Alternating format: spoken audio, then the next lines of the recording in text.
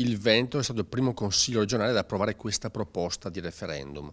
È un modo per ridare la voce ai cittadini sulla legge elettorale. Qualcuno sta facendo manovre di palazzo per cambiare la legge elettorale nazionale, noi invece vogliamo che la parola venga portata con il voto ai cittadini.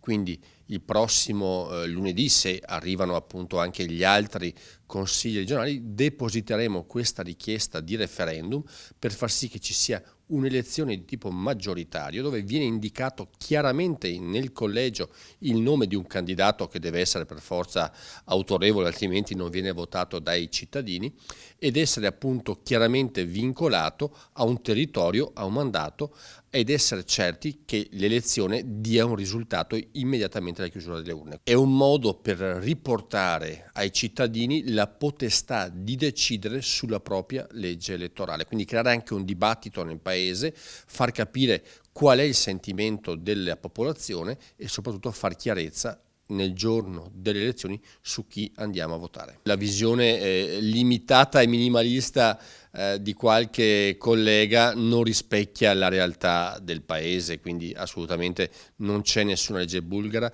Tra l'altro si parla di coalizioni che andranno a presentarsi agli elettori, una cosa che chi non ha letto il testo può dire solo per aprire un po' la bocca e dire qualcosa. Bene ha fatto oggi il Consiglio regionale intervenire su un tema che apparentemente è nazionale, ma che in realtà è politico, ed afferma che l'elettore quando va a votare deve sapere chi vota, deve sapere chi si assume la responsabilità di governo e per poi poterlo giudicare. Il sistema proporzionale non permette questo, crea governi contro natura, come è successo con la Lega all'inizio di questa legislatura e come è successo col Conte bis.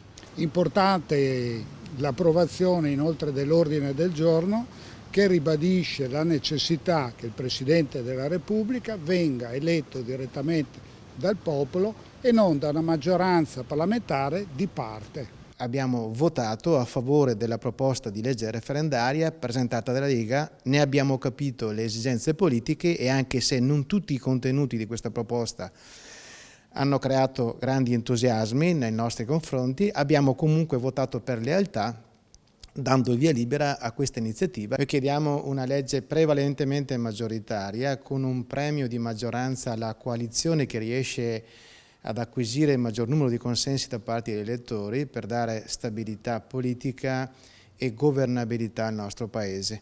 Fare in modo che questa legge elettorale possa mettere nelle condizioni il cittadino di sapere in anticipo, prima di votare, quale sarà la coalizione che andrà a governare e con chi si governerà.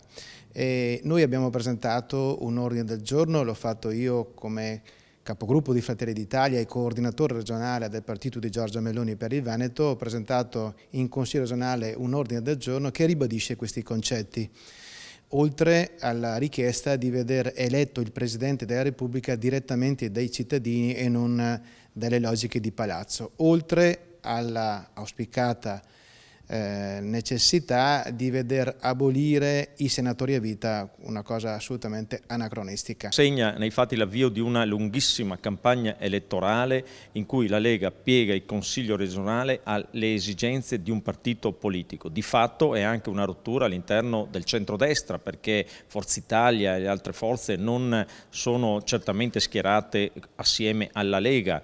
Quindi che pensare? Io credo che vada stanata la Lega, vada sviluppato un progetto per questo Veneto alternativo alla propaganda, ai luoghi comuni e a piegare le istituzioni non certamente a quelle che sono le esigenze dei cittadini, ma alle volontà e agli interessi di partito. Noi siamo sempre favorevoli al referendum, ma qui non si tratta di una proposta referendaria, questa è una pura sceneggiata politica che si infrangerà contro la Corte Costituzionale di qui a breve. Quindi non abbiamo deciso di prestarci a questa opera puramente mediatica. Basti pensare che con questo sistema elettorale che propongono oggi, 10 anni fa la Lega non sarebbe mai entrata in Parlamento e non avrebbe neanche mai goduto di ricchi rimborsi elettorali che poi qualcuno ha investito in diamanti. Abbiamo scelto la strada della non partecipazione al voto perché consideriamo questa proposta di referendum sulla legge elettorale ai limiti e oltre la Costituzione, quindi per questo motivo non abbiamo voluto partecipare al voto. La riteniamo una scelta sbagliata, frutto di una scelta politica, di partito, che ha imposto al Consiglio regionale una discussione che non ha coinvolto i gruppi di opposizione. In una settimana la legge è stata trasformata per volere e volontà di Salvini. Crediamo che non sia questo il metodo che assicura l'autonomia al Consiglio regionale Veneto e non si è discusso oggi di cose che riguardano il nostro territorio. Nel merito è una proposta di legge che può consegnare a un partito che prende il 36-37% dei voti 100% dei seggi, cioè non sarebbe per la prima volta rappresentata in Parlamento nessun rappresentante dell'opposizione, perché è un maggioritario totale, puro, senza alcun diritto di tribuna, senza alcuna possibilità di avere rappresentati anche milioni di elettori che con il loro voto potrebbero correre il rischio di non vedere nemmeno un rappresentante all'interno del Parlamento. Da solo queste cose si capisce come la proposta sia ancora frutto un po' del papete e dei mojito presi quest'estate piuttosto che un'elaborazione politica. È una discussione inutile quella che stiamo facendo oggi, tra l'altro fatta nel posto sbagliato. Io credo che le leggi elettorali in Italia abbiano dato tutte cattiva prova di se stesse, perché nessuna è riuscita a dare governabilità, a dare efficienza al sistema paese. Di conseguenza credo che una legge valga l'altra. Non credo che qui in Consiglio regionale dobbiamo occuparci di questa cosa, a maggior ragione perché è una discussione inutile, tra l'altro fatta per beghe politiche. Prima gli uni volevano fare il proporzionale, adesso Salvini a colpi di referendum vuole fare il maggioritario, quindi si piegano le istituzioni a esigenze di partito, come succede spesso in Italia, e non si hanno in mente i veri problemi che ha il Paese. Credo che ormai questo Paese sia senza speranza e quindi penso che noi qui in Consiglio regionale dobbiamo occuparci di altro e non sicuramente di queste beghe romane che dobbiamo lasciare proprio a Roma.